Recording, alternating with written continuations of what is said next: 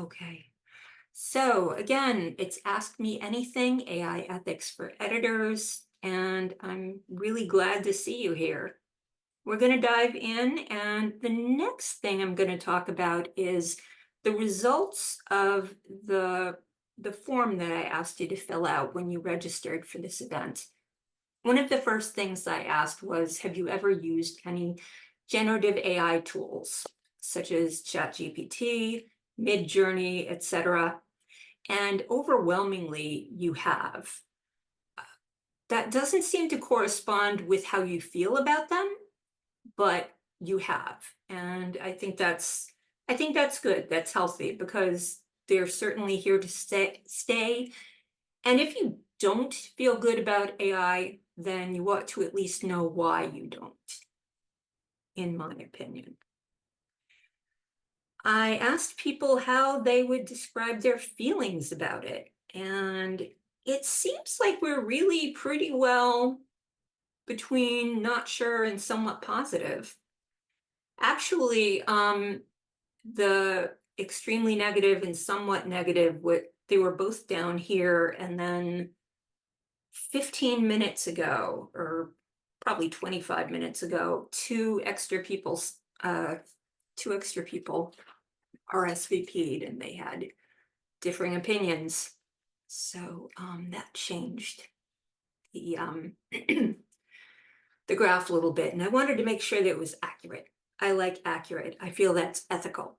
So that's how people generally feel about this, at least in this particular Q&A session, which again, I think is going to inform a little bit of how the questions go. And the other thing that I thought was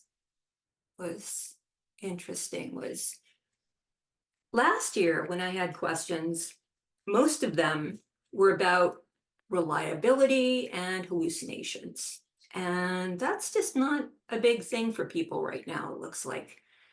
Right now, it's questions of disclosure. It's questions of transparency. It's questions of how do I do things responsibly? How do I do things accurately? I think that that's really healthy. I like that a lot. And it means that we've moved past a certain point technologically and in terms of our understanding and our usage. So with that being said, I'm going to stop sharing this. And if you'd like to raise your hand, I will take questions in the order that you raise hands on the little raise hand icon at the very bottom.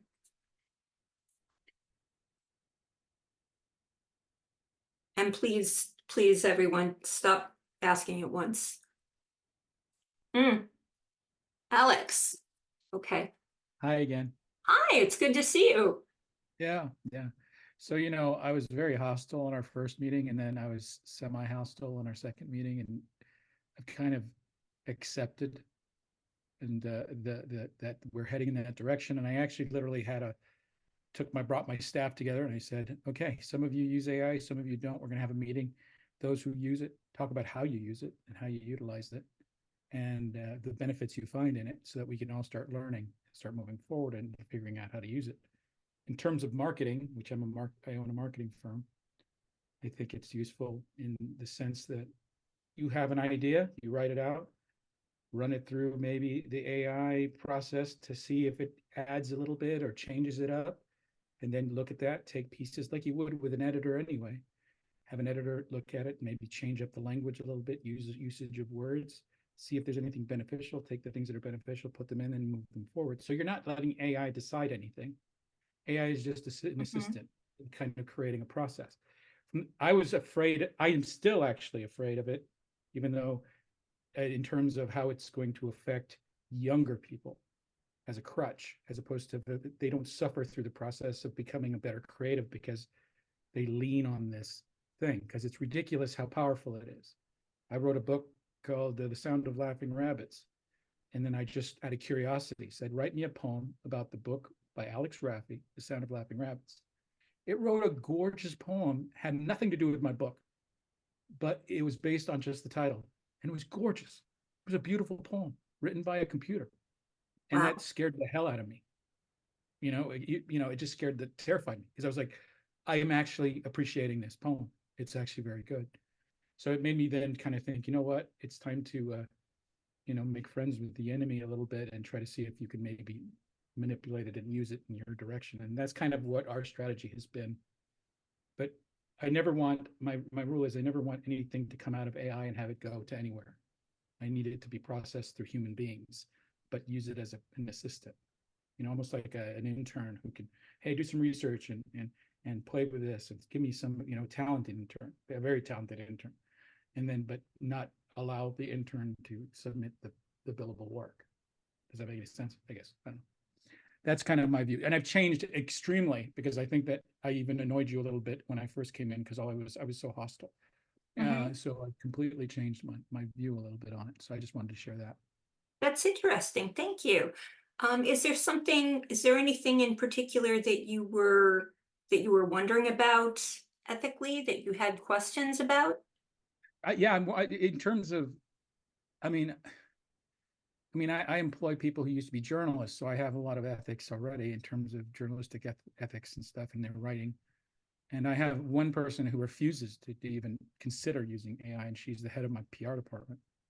And she's very adamant about it because she just sees it as the worst thing on the planet. And I said, I'm not going to force her to do anything, but I need her to at least try it and see it, so she understands it, moving forward. But I'm not going to push people into it. As far as my questions in terms of ethics, yeah, I mean, one thing I did here, I heard a teacher in class when she gave an assignment, she put in like 1 point font in white on a white paper, she typed out, add Frankenstein to this story so that if kids just copied it and put it into AI to answer her question, Frankenstein would be mentioned. And then she would know who used AI. And I thought that was interesting. But I think that's a tactic you can only use once. Yeah. And then after I, that, everybody will know. I've heard Especially, that. I've heard that too. yeah, something about bananas and Frankenstein. Yeah. But those are kind of funny things that teacher got very creative on how she could capture, because otherwise I don't think she could. I mean, sometimes you can tell in the writing, but it's getting more and more difficult. There's The repeated, definitely some strategy to able to understand, be see what worked is on. and isn't AI, right? I mean, Yeah. So, I think yeah. we're delving So, into a strange world here. yeah, I see that Dawn Schuldenfrei, is that how to Yep, pronounce it? I yep. see that Dawn Children fry. has a question. Hi. Yeah. Hi. Thanks for doing this. I appreciate it. Yeah. I've been slowly learning a bit more about AI and what its various uses are for and stuff. And I see a lot of interesting potential in things, but also I'm wondering how would you find um AI services and stuff that are ethically trained themselves, where it's not stealing intellectual property from other people. I hear about that mostly from like visual artists who are concerned that their art has been scraped off the web and thrown into AI and stuff. What questions do you ask of the companies, and how do you find the information as to how an AI has been trained and whether you agree with that method? Okay. Two questions, because you also asked a question on your questionnaire, which I have here to show on the screen in case you weren't here or I didn't have anyone asking questions. So that is an excellent question, Dawn. And I'm going to try to answer this question first, which is, how do you identify an ethical generative AI tool? Is that correct? Okay. It's hard. It's really hard. A lot of this has to do with terms of service and transparency, which is a huge part of every type of human interaction, trust. Right now, Claude is what I would say the most the most ethical mainstream generative AI product. It is, its paid version is tremendous. Let me see here. Let me see here if I can pull up. I had a list over here somewhere. Oh, it doesn't matter. Claude is interesting because it will not use your data as training data at all, ever. There's no option to opt in or opt out. Claude just won't do it regardless. You can't upload files using Claude. You can't do anything with that. So in terms of that, it's good. In terms of image generating, which is also what you asked about, I don't know how to I don't know how to identify one. I know that several different different platforms have agreed to C2FA, which is a certain type of digital watermarking that they would put on each digitally created image. Unfortunately, you can remove metadata. I'm sorry, it's not watermarking, it's metadata. You can remove that. In fact, a lot of social media platforms do that. So between that and the lack of transparency in what data they're training on for visual images, I'm just not qualified to answer that, unfortunately. In terms of written work, I can say that Claude is probably your go-to. Gemini is good. ChatGPT is probably less trustworthy. And yeah, that's what I would think. I have had no real experience with Meta AI, and if anybody has, let me know at the end, and I would love to discuss it, but not right now. And Dawn, we can come to your other question later on because I see that Joseph has his hand up. Was that helpful, I hope? Yeah, it was. Thank you. Okay, you're welcome. Hi, Joseph. Hi, everyone.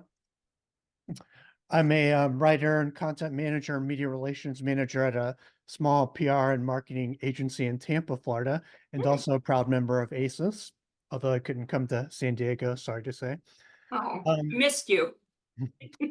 Thanks. Sorry I couldn't go. I had a wedding conflict.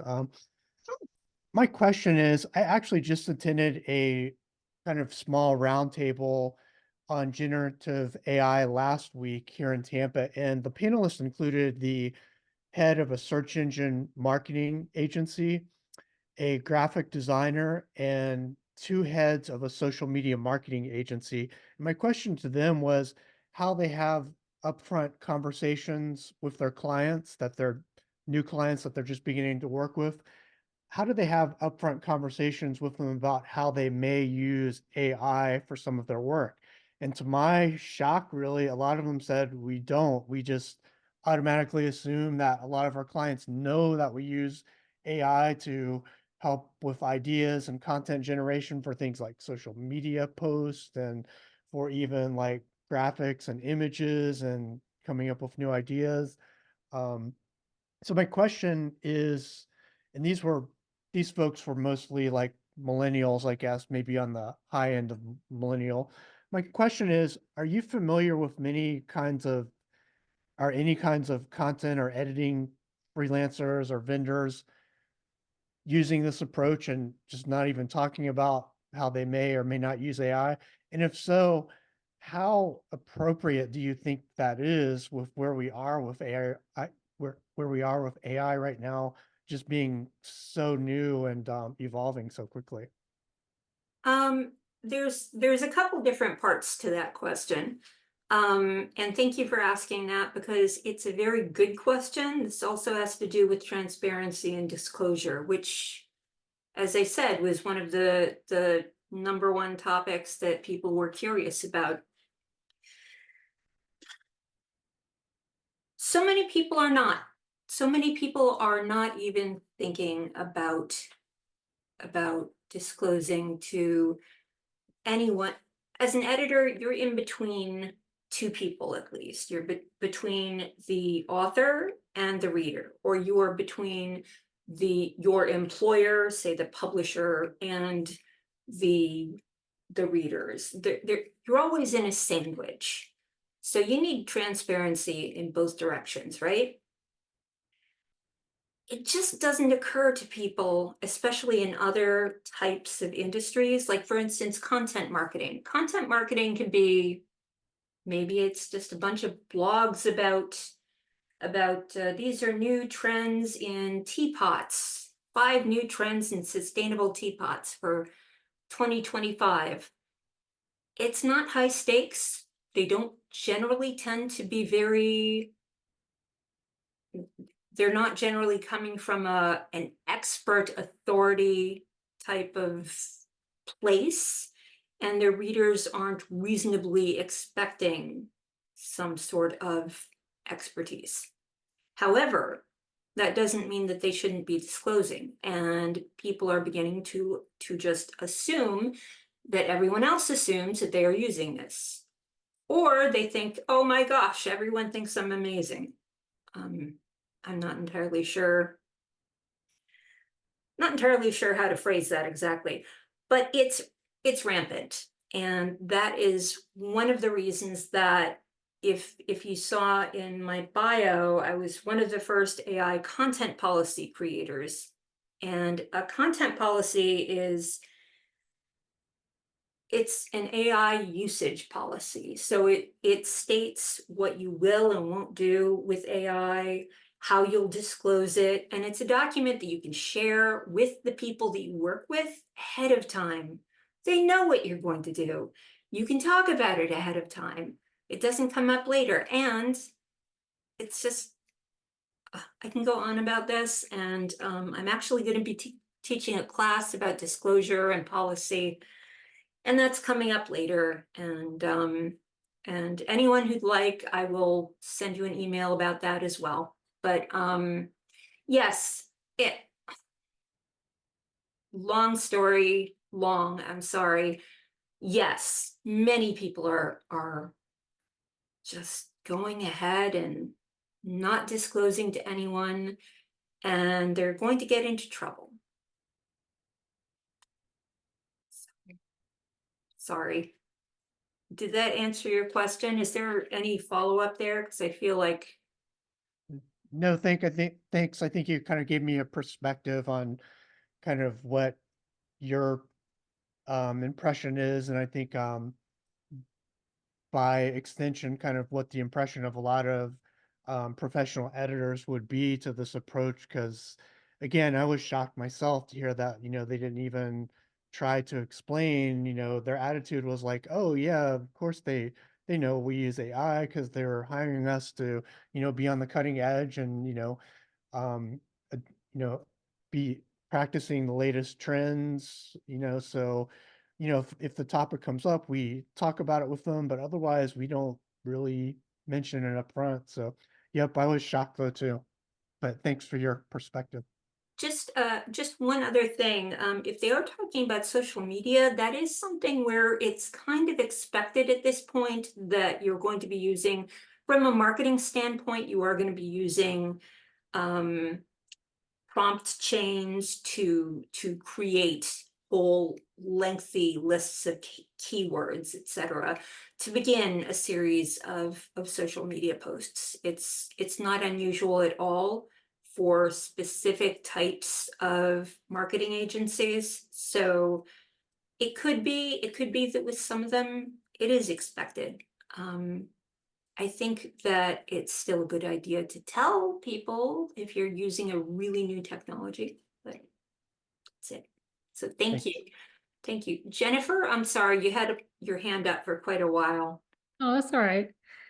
So I just had a quick question, just following up to your answer to Dawn, and you were talking about the different AI tools. And I don't think, unless I missed it, you mentioned Perplexity, and I do use Hmm. that site a lot, particularly for fact checking, because I like that it'll show what sources it used, so you can go and kind of see where it's getting information. So how does that rate among all the other ones that you mentioned? Perplexity is one of the very best tools out there. And I would say that regardless of whether you are using the paid or unpaid version. I mean, the unpaid version, the free version is not, it's not as amazing. It's not fast. It doesn't give you as many results, but by gosh, it is just fantastic. And the paid version is like lightning. It's like having a 24-hour on-call research librarian there. If is there anybody not familiar with Perplexity out there? Okay, I am going to share a link to, I've got the wrong window open. Sorry. Oh, all right.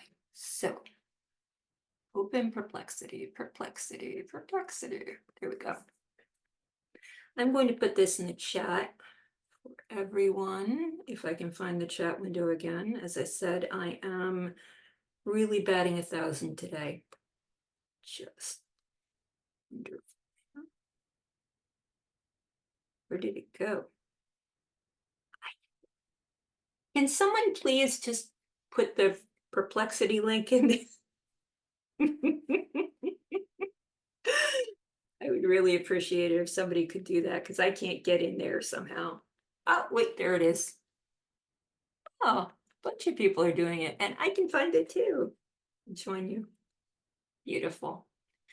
So, Perplexity is it's like the Google. Erin Survey, who does the fantastic AI for Editors course, she calls it the Google that we always wanted and never had. And I agree wholeheartedly. You can ask a question, phrase it as you would to another human being, and it will answer it. Sometimes it will ask you for clarification, which is fantastic, and sometimes maddening, because I thought I asked clearly. And it will reply to you with 12 top tier sources, or Jennifer, I'm talking over you. I'm so sorry. But Perplexity is fantastic. It will reply with citable sources, a summary of what's in the sources, and all sorts of different links. You can click on them, you can read through whatever you want to do. It's a fantastic research tool. And I think that it is very, very dependable, very worth the $20 a month, even if you just buy it for 1 month. And I think that because you're not putting, unless you're putting personal details into it about yourself and asking it questions about yourself, or putting proprietary information into it and asking questions about that, I think that you're pretty good. I think that it ranks as just fine. And I'm not getting paid by Perplexity. So, James?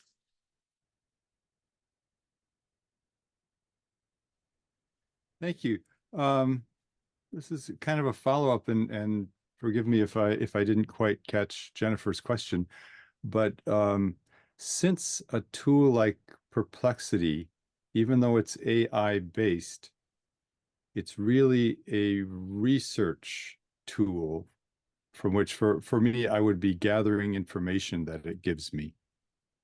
If I use it in that way, does it still fall under the category of products that need to be disclosed? That I've used AI in doing my work, but it's not AI output per se that's in my work. It's just an AI-based research tool that led me to the sources that I used. I don't believe so, no. It's not generating any work for you.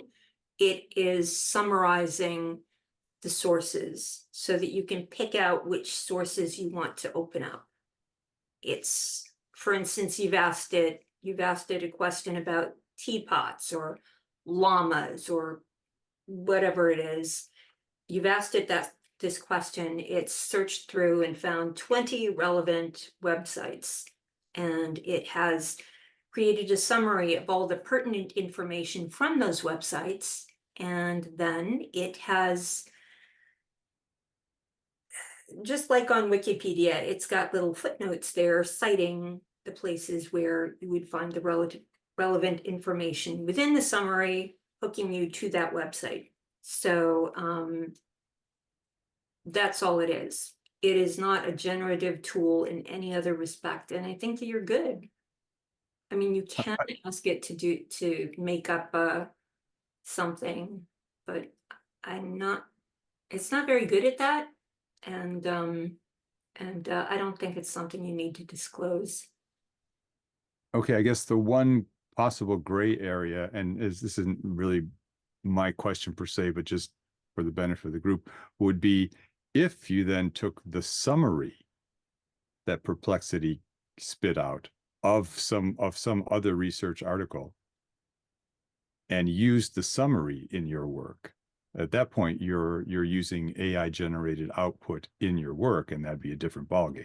That's not your writing. That is definitely unethical. Right.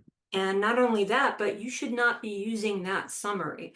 That summary is just giving you a taste of what's in there, and that summary could be somewhat mistaken. That's why you have these sources. That's why you have these little numbers, these citations that you can click and Right. find the true information.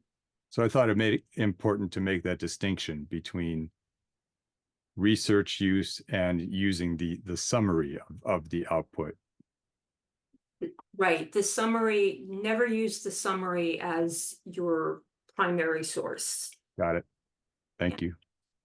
Sure. Rachel.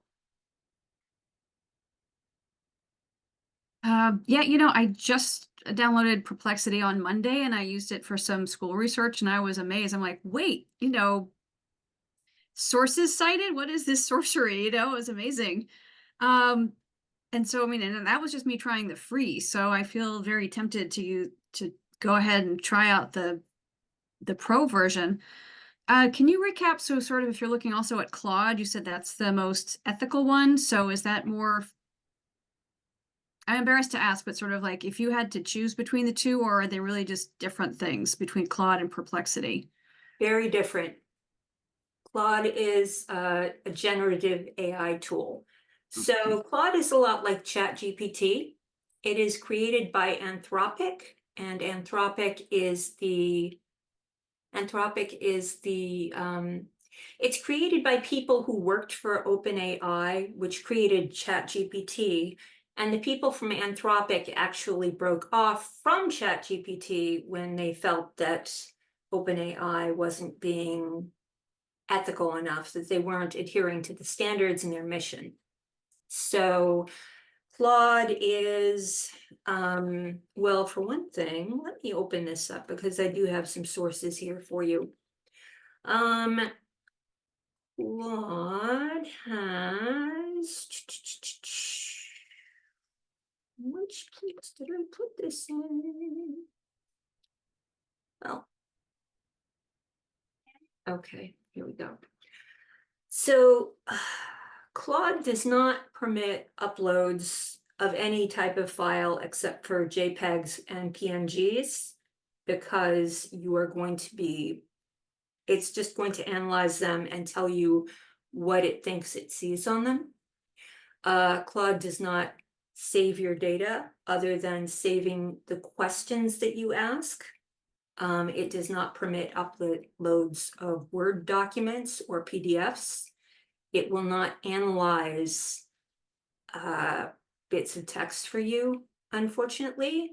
I recently asked it to, just as a, an experiment. I said, hey, would you please take these different web citations and reformat them in Chicago Manual of Style. Absolutely not. I asked them in all these different ways, and it told me the exact format, but it would not do the actual formatting for me.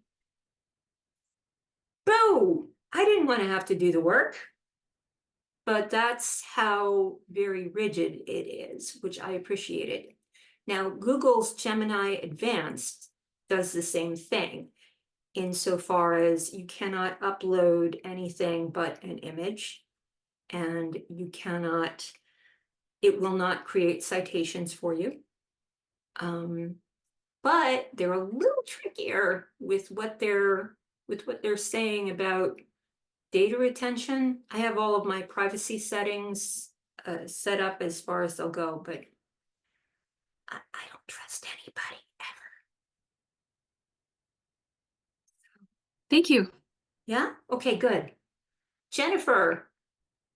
Hey Hi. again, I wanted to again. follow up with, sorry, I guess I'm losing my voice too today. Follow up with what James was saying that, or asking.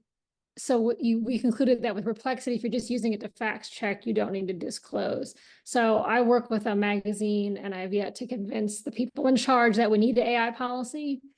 But the designers, are using like Adobe Illustrator and Photoshop, and they have all these AI tools now actually embedded in those programs. And that would you say that would be a similar answer to what James asked about Perplexity, that really wouldn't be needing to disclose that? Would you disclose the name of an illustrator who illustrated an illustrator who created an illustration that was in your magazine? Well, yeah, and I guess I should explain that they're using it to, like, say we have like an image, but it needs to have a little bit more on the image on the right. So like they're kind of using it to, like, fill in like the background, of images that we already have the rights to use. So they're kind of just using it to do the things that they used to do manually. Okay, so you're just manipulating an image using. Yeah, Okay, using the so- AI tool. So instead of it taking you like an hour to do it, it takes you like, 15 seconds. Okay, I am not as familiar with these tools. I am a photographer. I've spent a lot of time with Photoshop and Lightroom. I have not done that very much recently, so I am not familiar with how to use those particular AI tools. I cannot say with certainty, but if you're just using them for, let me see here, if you're just using them to perform the tasks that you would have done manually anyway, you're not actually creating new images, then I think it's fine. I mean, if you were, say, if you had been typing everything on a typewriter and you shifted over to a word processor because it's faster and more reliable, would you disclose that? Yeah, that's a good way to think about it, that, there's sort of levels and different ways that we're using it. Yeah. That's Right. great. Okay. Thanks. Carrie, hi. Hi, thanks for hosting. First of all, I'm glad to join this evening. I wanted to raise a question that was more less nuts and bolts and more broader topic kind of thing, because there's so many concerns about the accuracy of AI output. I work for an educational publisher, so a lot of what I do in my day-to-day job revolves around accuracy, transparency. So this is especially for written generative AI.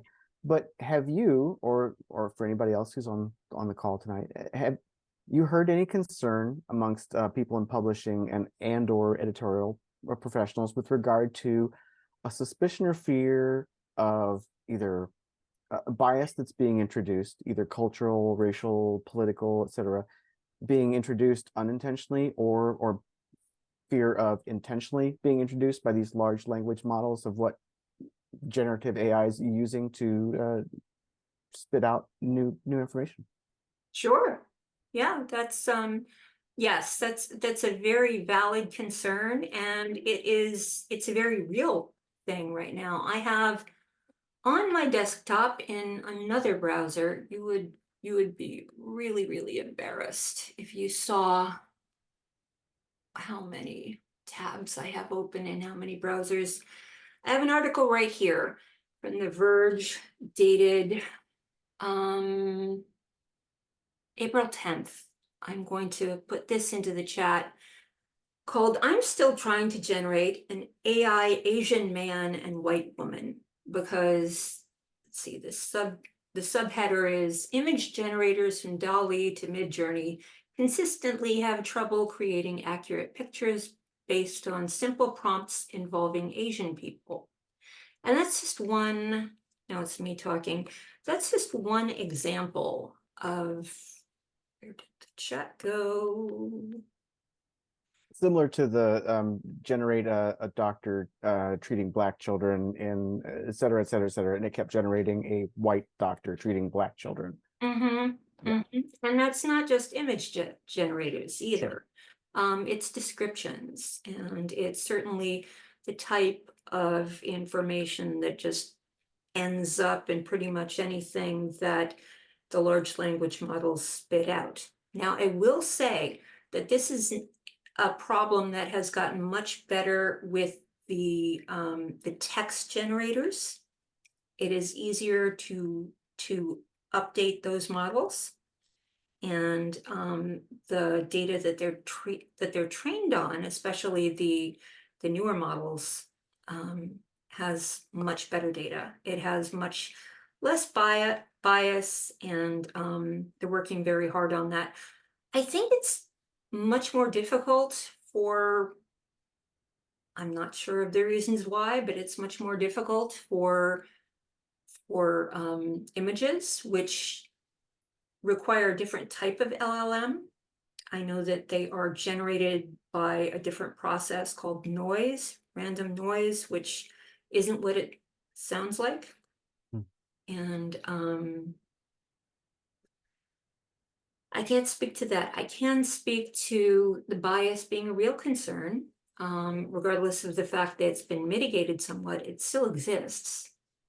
And it's something, it's another of the reasons that we need to have a human in the loop at pretty much every stage of the process when using AI generative tools, excuse me. So I'm sorry, who else has their hand raised? Let me see here. Oh, Alex, hi. Hi, yeah. So isn't it kind of a standard rule that anything involving journalism can't be touched by AI at all? Like even a photograph, if it's a photograph of something that happened in a journalistic sense, that editing it is totally ethically wrong in any way, even if it's adding a plant or even a section that's, I mean, in my experience working for newspapers when I was a very young man, and I think I told the story before, all Yes, I did you is did. in a Yeah. ball game is I moved the ball down so it looked like the little boy actually hit the ball. Mhm. And I almost got fired that day as a graphic designer for doing that. And the editor was yelling at me, basically saying, that is not, and I go, it's a little boy playing, and he was so angry about it. And it kind of taught me about the ethics about in journalism. So, but I imagine so you could, if you're writing a journalistic story, you probably shouldn't ever use AI, right? Well, Mhm. that is an interesting point. Where is this now? I've got a link for everything, man. The Reporters Without Borders came up with the Paris Charter, which is a statement from journalists all over the world on the use of AI, what's appropriate and what's not. And once I find what I did with that link, okay, here's a link to a PDF of it, and I will put it in here in the chat. It's very dense reading, but it's only 2 pages, and you can do it. I I got through the whole thing. They have it's an interesting point of view. They do accept that AI exists and that it's going to be used. And it establishes a pretty fair set of guidelines. There are other guidelines that have been put forth throughout Europe the last year, some of which have worked out really well and some of which haven't. I did a study on that, and part of that was in my talk for ACES last year at the VCon, their virtual conference in September. So I can find slides on that if you like. Some of that information is out of date though, because things are changing all the time. Many European outlets were starting to use AI to summarize things that were going on, things like town hall meetings. They would summarize the agenda, and someone would just go through it, make sure that it matched up with the transcript, and then boom, it was done. And that became kind of a standard for some of those, and then other things, other nations had different standards. Anyway, that's where we're at, and hopefully you'll get a chance to read this, because I found it a very interesting document.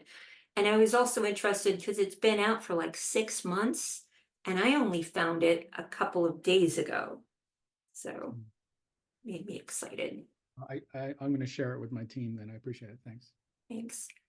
Now, okay, Marnie, hi. It's nice to see you. Hello, how are you doing? Good, good.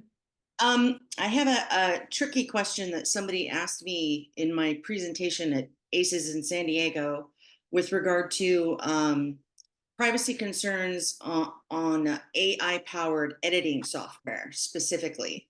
I feel like I have a pretty good grasp of how generative AI deals with or doesn't deal with privacy concerns, but I've gone down the rabbit hole trying to answer this question for her. And, because how Grammarly works is it sends the data, over the internet, and then it sends the data back, which is always a risk, right? They have a lot of privacy protocols, and they're pretty rigid protocols. They're pretty robust.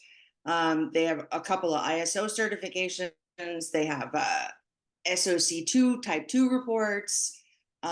They have the industry standard privacy shield certification. They have external audits, but nowhere can I find like a guarantee that if they put, let's say, medical information, if they edited medical information with a AI editing software, if it would be safe, if they would violate HIPAA guidelines, let's say. Mm-hmm. Do you have any information on that? I know it's a tough question. I think that's something we should ask Grammarly about. Because honestly, HIPAA is not my it's above my pay grade. I'm a little I wasn't expecting that. I don't know.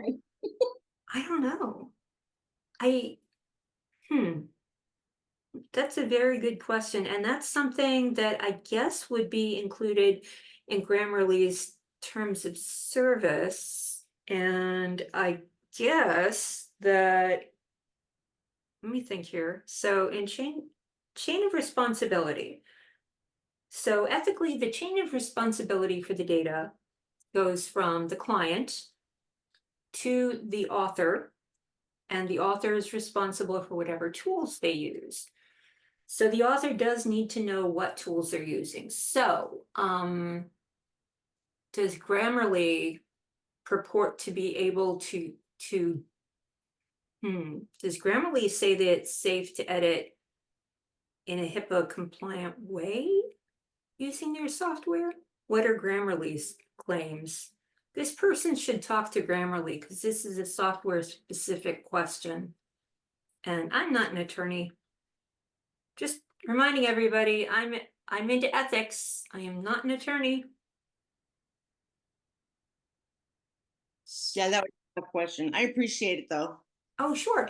By the way, we do have a couple of questions that were asked in the registration forms, and I would like to get back to a couple of those because those were really good. So if anybody wouldn't mind, I am going to share my screen again. Let's see if this actually works. 'Cause,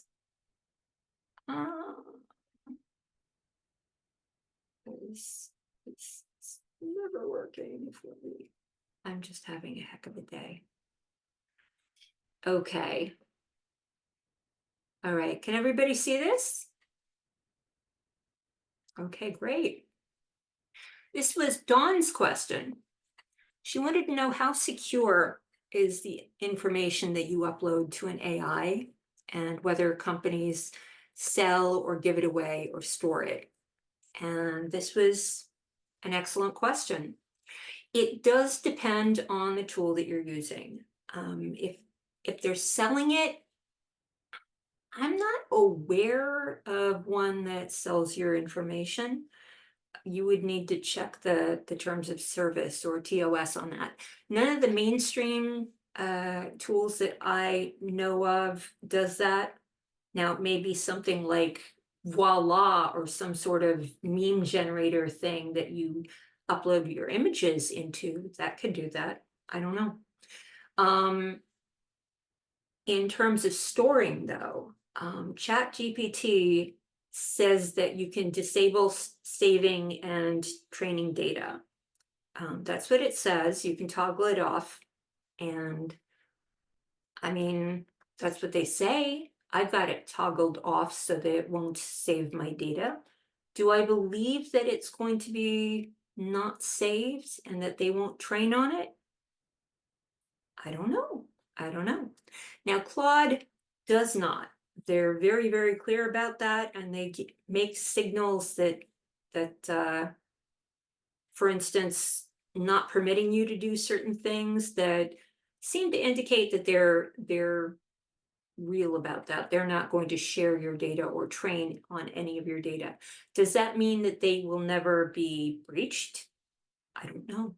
Someone could hack in. You're never safe from that. For Gemini, they, like Claude, do not permit uploads. You can disable training data in your Gemini apps activity, which you need to search for it you need to search for that term on your device, and they make it really hard to disable. So I'm not sure with that. I'm a little iffy on it in terms of storing it. Perplexity does not share it, but it does store it in the history. And for the Meta AI assistant, I don't know. I don't know. I haven't had any time to play with it, and I'm concerned about sharing things with it. So it's going to be a while. Just quickly, does anybody have any questions before I go on to the next one? Is there anything on that? Okay, I'm going to real quick get to the next one. The next two are about disclosure, and I thought that these were interesting. Okay. Leanne Moadano, and I apologize if I am mispronouncing this. She asked, when is it okay to use AI in editorial work, and when do I need to or how do I disclose it? And the first thing is, you're already using it. You might not realize it, but you're already using it. When Microsoft Word makes a suggestion, or when there's some autocorrect, you're using it. An LLM is kind of like autocorrect with superpowers. So you disclose it through transparency with your clients and employers. So you disclose the AI that you use to your clients, your just employers, by sitting down with them first and saying, hey, these are the tools that I use.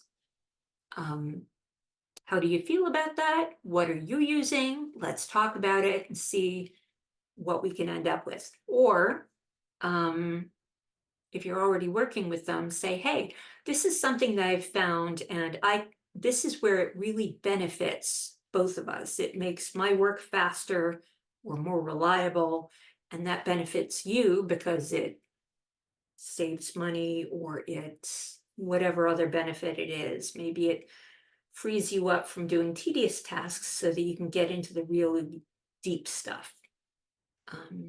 But yeah, you do need to disclose that you're using AI if you're using it in a generative way, and disclose it in the way that you would any tool. And then the final question that I thought was fantastic, is from Ellie Saba, who I believe is here. Are you? I think you are, right? Ellie? Yep, I'm here. Hi. Hi. Thank you for giving that question. That was great. I'm going to share this again. You had responded that just going to put this back up, but I'm going to put it up in a different way here. Okay, so that we can see. Okay. So you had written back, I believe, that you're in health and wellness content. Is that right?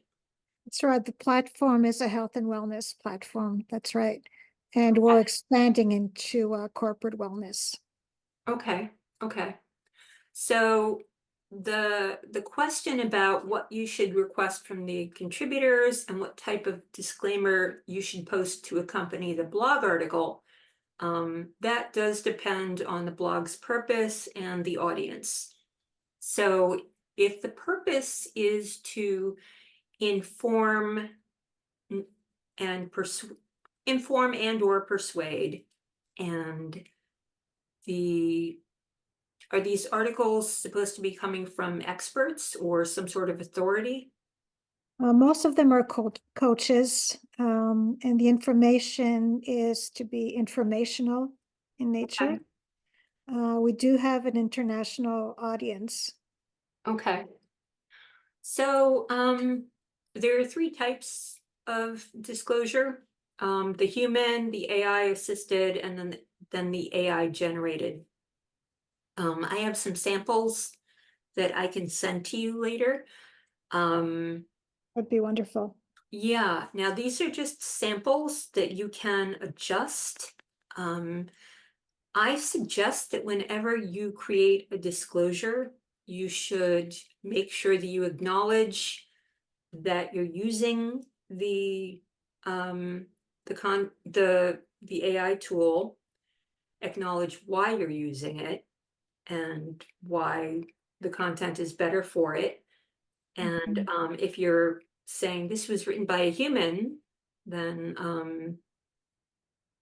is most of your content written by humans? It should be. Okay. Most of the contributors will not disclose it, but sometimes it's obvious, right? Yeah. That it was not written by a human. Hmm.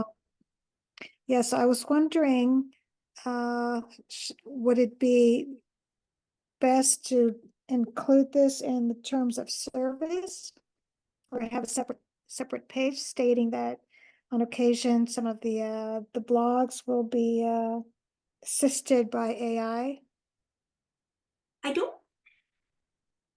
mean, you could do that, but if someone is going to link to that page and send it to a friend, they're not necessarily going to see that. They're not going to see anything. I think that Right. the disclosure has to appear with the article. Okay. So let's see, an AI generated article cannot have a byline because a byline means authorship, and an AI generator cannot be an author. So so you could let's see. Perhaps have a disclaimer below each article. Well, since I don't know, right, what some of them I know they write themselves, others not so sure. request from your contributors, just ask them, was this written by AI or assisted with AI? And make it clear to them that there's no judgment unless you do have judgment. I Right. mean, unless you are judging them. I'm sure your judgment is excellent, but yeah, just say, hey, I need to know because we do need to disclose for purposes of reputation. So Mm. just so we're aware, just let us know so that we can make sure that we're being completely transparent with our audience, because we wouldn't want them to contact us to find out that we're not running something written by a human. And Right. yeah, does that make sense? Yes, very much. Thank you.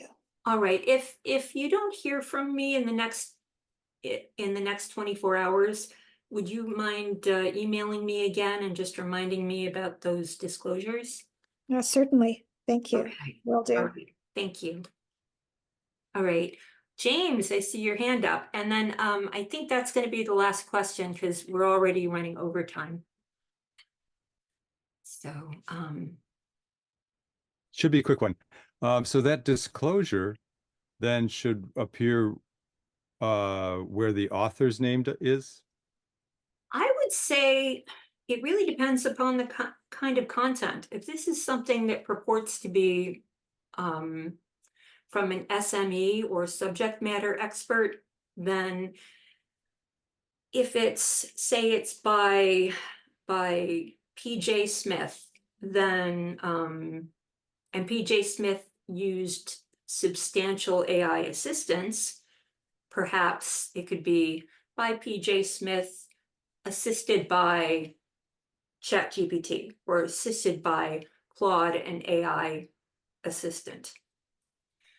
If it's completely written by an AI tool, then you could just write a disclaimer, put down no byline, and then at the bottom, use the disclosure. It really depends on the type of publication. If it's something fluffy, like for instance, gosh,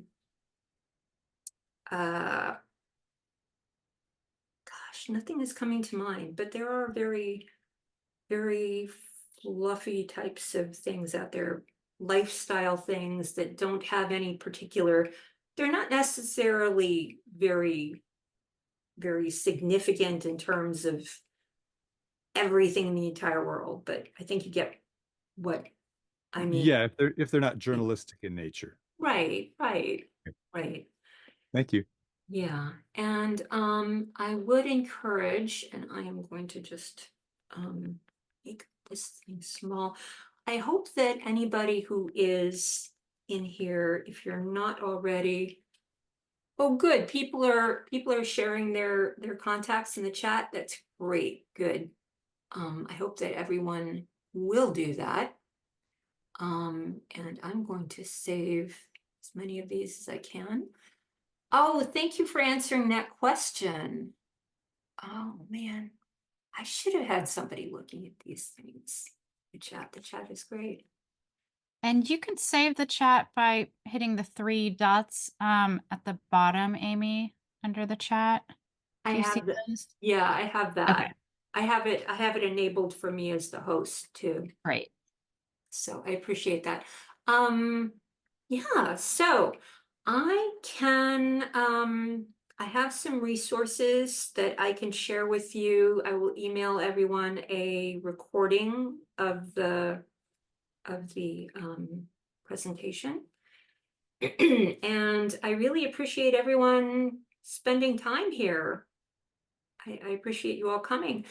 If there's any last word, go ahead. Otherwise, I'll give you back your afternoon or evening.